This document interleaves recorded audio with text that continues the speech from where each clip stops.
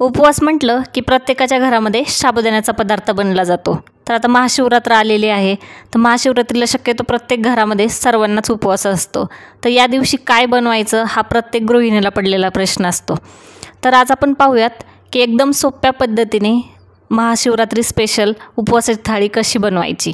या थाळीमध्ये आपण साबुदाण्याची खिचडी, साबुदाण्याचे वडे, तळलेले काही वेपर्स, त्यानंतर शेंगदाण्याचे बेसन, स्वीट डिश म्हणून आपण बनवणार आहोत साबुदाण्याची खीर। तर हे एकदम सोप्या पद्धतीने आणि अगदी लवकरात बनणारी थाळी आहे। नमस्कार, भाग्यश्री कुकिंग चॅनलमध्ये आपल्या सर्वांचे स्वागत आहे। चला तर मग वेळ न घालवता रेसिपीला सुरुवात करूयात। साबुदाण्याचा कोणताही पदार्थ करायचा म्हटलं की त्याच्यामध्ये बटाटा तर येतोच, त्यामुळे पहिल्यांदा आपण इथे बटाटे शिजवून घेऊयात। त्यामुळे काय होईल, बटाटे आपण बाकीचे जे पदार्थ बनवणार आहोत थाळीमधले त्याच्यामध्ये आपण वापरू शकतो। तर इथे मी बटाटे अर्धे कट करून शिजण्यासाठी टाकून घेते। तर इथे झाकण लावून आपण या कुकरच्या 4 ते 5 शिट्ट्या करून घेणार आहोत। 4 ते 5 शिट्ट्यामध्ये आपला बटाटा व्यवस्थित शिजला जातो, तो आपण खिचडीमध्ये किंवा साबुदाण्याच्या वड्यामध्ये वापरू शकतो। आता इथे आपण रात्री जो साबुदाणा मी भिजण्यासाठी टाकला होता तो भिजला आहे का चेक करूयात। आपला साबुदाणा व्यवस्थित भिजला आहे। ते मापासाठी मी इथे या जी स्टीलची वाटी आहे ती 2.5 वाट्या साबुदाणा चांगला व्यवस्थित धुवून रात्रभर भिजत ठेवला होता। तोपर्यंत आपल्या इकडे शिट्ट्या पण होत आहेत।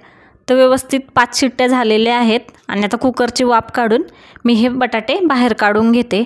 जास्त वेळ गरम पाण्यात ठेवल्यानंतर काय होईल, ते जास्त शिजतील आणि आपल्याला खिचडी किंवा वडे करण्यासाठी खूप जास्त शिजलेले बटाटे पण नको आहेत। त्याच्यामुळे इथे मी सर्व बटाटे काढून घेते। आता हे थंड करून आपल्याला याचे साल काढून घ्यायचेच। जर तुमच्याकडे जास्त टाईम नसेल आणि तुम्हाला बटाटे थंड करायचे असतील, त्यासाठी तुम्ही कुकरमध्ये जे गरम पाणी होतं ते काढून घ्यायचं आणि त्याच्यामध्ये थंड पाणी टाकायचं। थंड पाण्यामुळे काय होतं, बटाटे लवकरात लवकर थंड होतात आणि तुम्ही त्याचे साल लवकरात लवकर काढू शकता। तर इथे पाहू शकता मी सर्व बटाट्याचे साल काढून घेतलेले आहेत। तर हे बटाटे व्यवस्थित शिजल्यामुळे त्याचे साल पण एकदम पटपट निघतात। आता इथे खिचडी बनवण्यासाठी मी 3 ते 4 बटाट्याचे व्यवस्थित असे बारीक काप करून घेते। तर बारीक काप केल्यामुळे काय होतं, खिचडीमध्ये ते व्यवस्थित परततात पण आणि ते खायला पण खूप खमंग लागतात। आता सर्वात पहिल्यांदा आपण खिचडी बनवून घेऊयात। त्यासाठी इथे मी तूप टाकलेलं आहे 1 चमचा। तर त्याला वितळवून द्यायचं व्यवस्थित आणि त्याच्यामध्ये आपण जी हिरव्या मिरचीची पेस्ट केली होती ती पेस्ट टाकायची। तुम्ही हिरव्या मिरचीचं प्रमाण कमी जास्त करू शकता। इथे मी 3 हिरव्या मिरच्या वापरलेल्या आहेत। तर पेस्ट चांगली 2 मिनिट परतून घ्यायची। आता याच्यामध्ये आपण जो ओला भिजवलेला साबुदाणा आहे तो साबुदाणा टाकून घेते। तर इथे मी 2 वाटे साबुदाणा वापरलेला आहे, तुम्ही त्याचं प्रमाण कमी जास्त करू शकता। तर साबुदाणा चांगला व्यवस्थित 1 मिनिट परतून घ्यायचा।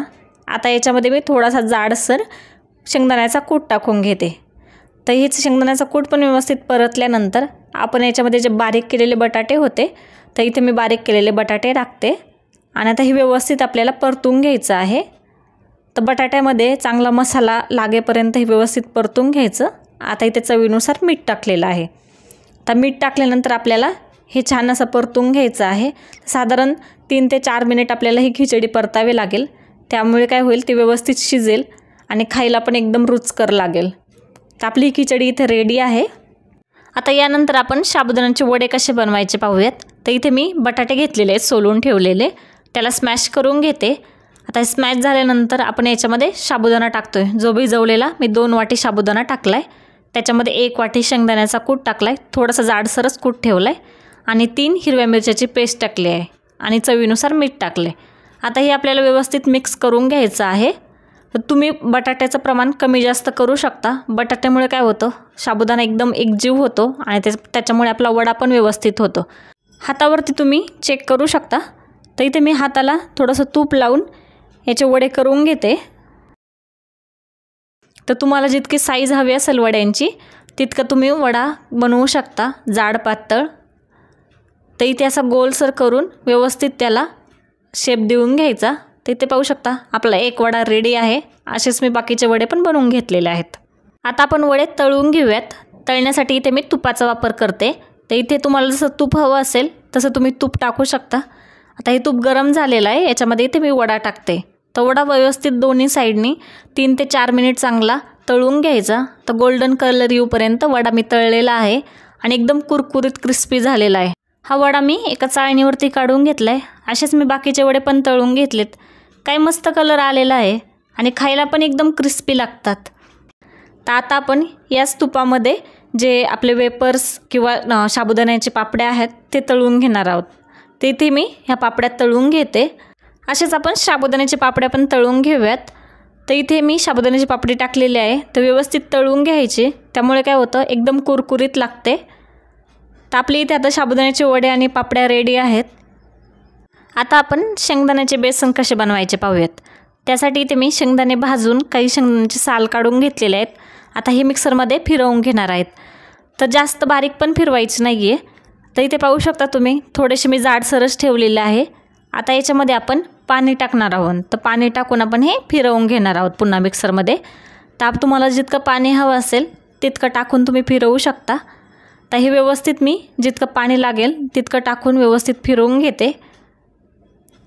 तुम्ही इथे पाहू शकता हे मिश्रण आपलं व्यवस्थित बारीक झालेलं आहे. आता आपल्याला याचं बेसन करून घ्यायचं आहे. तर कढईमध्ये मी इथे तूप टाकलेलं आहे. मी शक्यतो उपवासाचे पदार्थ तुपामध्येच बनवते. याच्यामध्ये आता मी ही दोन हिरव्या मिरचीची पेस्ट टाकलेली आहे. ती पेस्ट आपल्याला व्यवस्थित परतून घ्यायची आहे. साधारण इथे मी 2 मिनिट परतलेली आहे पेस्ट. आता याच्यामध्ये जे मिक्सरमध्ये आपण मिश्रण बनवलं होतं ते मिश्रण टाकून घेते. आता हे व्यवस्थित हलवून घ्यायचं मिश्रण आणि याच्यामध्ये जसं आपल्याला पाणी हवं असेल तसं आपण पाणी टाकू शकतो. तर इथे मी पाणी टाकते. तुम्हाला जितकं घट्ट किंवा पातळ हवं असेल तितके तुम्ही पाणी टाकू शकता. आता या बेसनमध्ये मी स्मॅश केलेला बटाटा टाकते. त्यामुळे काय होतं आणखी बेसनाला चव येते आणि एकदम चवदार लागते. तर या पद्धतीने एकदा नक्की करून पहा. आणि इथे मी चवीनुसार मीठ टाकलेलं आहे. तर व्यवस्थित आता बटाटा याच्यामध्ये एकजीव करून घ्यायचा.